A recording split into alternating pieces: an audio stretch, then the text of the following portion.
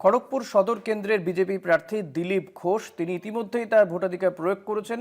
তার সঙ্গে কথা বলেছেন আমাদের প্রতিনিধি দুর্গাদাস বন্দ্যোপাধ্যায়। কি বলছেন দিলীপ ঘোষ, কতটা আশাবাদী তিনি জয়ের ব্যাপারে শুনব।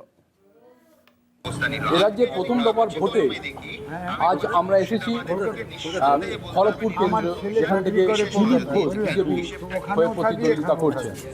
সকাল থেকেই ফুরফুরে মেজাজে দিলীপদা, আর তার সঙ্গে আজকে কথা বলে দেবো। সকাল থেকে তো ফুরফুরে মেজাজে, কি মনে হচ্ছে? নিশ্চিন্তে লোকে ভোট দিচ্ছে, পরিবেশ সুন্দর। আমাদের কর্মীরা 6টা সাড়ে 6টার মধ্যে ঢুকে গেছেন। বুথের মধ্যে যারা বুথ এজেন্ট আছেন সব জায়গায় ক্যাম্প লাগিয়ে বসে আছেন।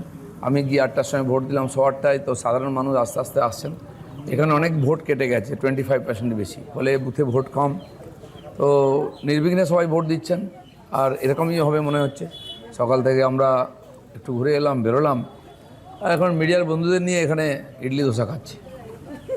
একটা সময় ছিল এইখানে মানে ভোট মানেই হচ্ছে যে এখানে কিছুটা ডিস্টারবেন্স ক্রিয়েট করার মতো একটা বিষয়, যে মাঝখানটায় আপনি ছিলেন না, কিন্তু আবার আপনি স্বমহিমায় ফিরে এসেছেন এই কেন্দ্রে।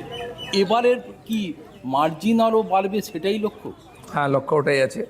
খড়গপুর থেকে 1 লক্ষের বেশি ভোট আমরা চাই, যাতে মার্জিন বাড়ে। এখন পর্যন্ত কেউ পাইনি, সেটা টার্গেট রেখেছি। 95,000 পর্যন্ত লোকসভায় 19 সালে আমি পেয়েছিলাম। আমরা আপিল করেছি 1 লক্ষ ভোট দিন, কারণ এবারে পরিবর্তন সরকার হবে, খড়গপুরের রোল থাকবে, আর খড়গপুরের উন্নয়ন হবে। কোনো ব্যক্তির প্রতিনিধিতার সঙ্গে আমরা লড়ছি না। টিএমসির বিরুদ্ধে, তার অপশাসনের বিরুদ্ধে লড়ছি। তাদের ক্যান্ডিডেট আছে, তারা দিয়েছে। তিনি বাই ইলেকশনে একবার জিতে গেছিলেন, গত ইলেকশনে হেরেছেন। চেয়ারম্যানও ছিলেন, তাকে চেয়ারম্যান থেকে পার্টি সরিয়ে দিয়েছে। এবারে ট্রেন্ড হচ্ছে চুপচাপ পদ্মফুলে ছাপ।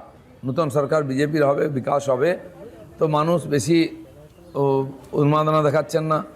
আমাদের কর্মীরাও গতবারে খুব উৎসাহের সঙ্গে প্রচার করেছিলেন। এবারে শান্তিপূর্ণভাবে মানুষের কাছে পৌঁছে সে আবেদন করছেন। মোদিজি স্লোগান দিয়েছেন, পাল্টানো দরকার, চাই বিজেপি সরকার। মানুষ সেই বিশ্বাস রেখেছে, ওদিকেই হবে ব্যাপারটা, ভোট। অর্থাৎ 100% কনফিডেন্ট দিলীপ ঘোষ। এবার পালা বা বদলের যে একটা ট্রেন্ড রয়েছে, সেটাই হয়তো বাস্তবায়িত হতে পারে, অন্তত সেই ইঙ্গিত করছেন দিলীপ ঘোষ। আগামী দিনে ভোটের পর 4 তারিখের পর এ রাজ্যে কী হতে চলেছে তা জনগণের সিদ্ধান্তের ওপরই নির্ভর করবে মনে করছে ওয়াকিবহাল।